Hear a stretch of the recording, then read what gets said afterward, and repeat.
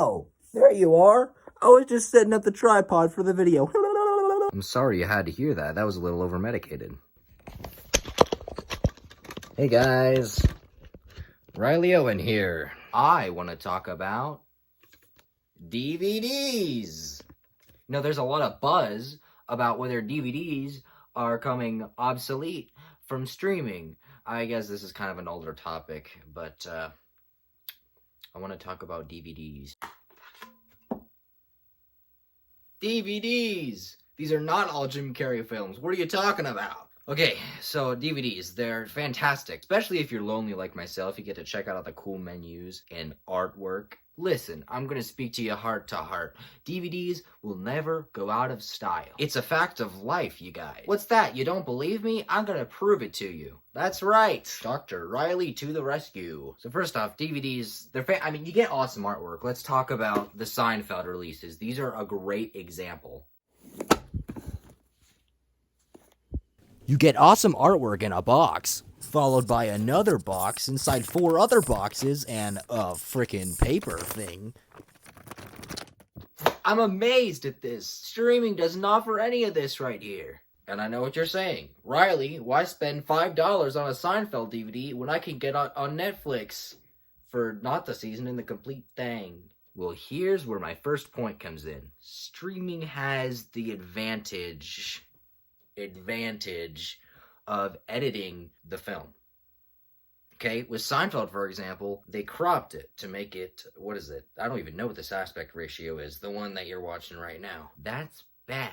You're taking a creation that wasn't like that, you know? It was full screen, and they're editing it and cropping the image. It's a stupid, silly thing. I know some people are bothered by the black lines, but don't be. Streaming services often remove episodes of your favorite TV shows like I Love Lucy. Literally, Hulu is missing so many freaking episodes just because she smokes. So ridiculous! Not only is some of your favorite episodes of your favorite shows missing on streaming, but they're edited often as well, especially with older films, like Holiday Inn. There's a very controversial scene in this movie that, I mean, I guess is controversial by today's standards, but back in 1940 Fajuga, it wasn't. You don't want to have a scene removed from a film, and streaming does it a lot, folks. It's stupid and dumb. This happens way more often than you might think. I'm not talking just controversial scenes in films. I'm talking literally, like, a lot of stuff. Now, there is a problem here. A lot of stuff on streaming isn't on DVD. Malcolm in the Middle, for example, season 1. This is the only season available in America. All the other seasons were not released on DVD, causing many people to make bootlegs, like Drake and Josh, the complete series. And Drake and Josh is one of my favorite shows of all time, and I know a lot of you guys agree, of you guys watching. It's a beloved show, and this has terrible physical media treatment, not even a single season released. Okay? But it's a problem on streaming, too. Streaming, although it has the majority of the show, it doesn't have all the episodes. Again, another problem. I was talking about that with I Love Lucy. For one reason or another, streaming rights, they can just edit. They can just edit stuff. And most of you guys won't know unless you're like a nerd like I am. What? Let's talk about DVD menus. DVDs are the greatest thing since whipped cream and Spud. Yes, I made a saying up. What? You're gonna yell? Not only do you get a personal tour by Amanda Bynes of the DVD menu, but you get her doing this.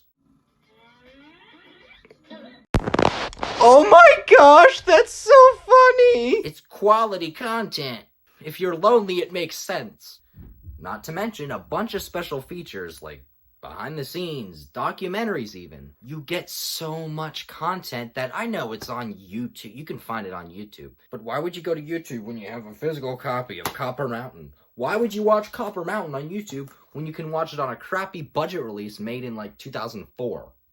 I'm telling you, this is the worst movie like I've ever seen. Oh, and occasionally, death, happy people. The last thing I want to talk about, Your Highness, is the collector factor. You get to display all your films. People can come in and see exactly what you like. That's the whole point of what I think, like, a lot of people collect stuff. Even if you don't like collecting, I'm sure it would be nice, right?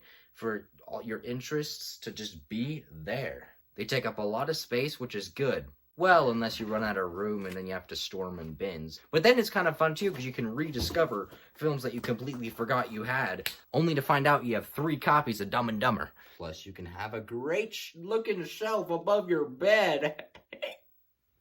Ouch! Anyway, guys, that's the video.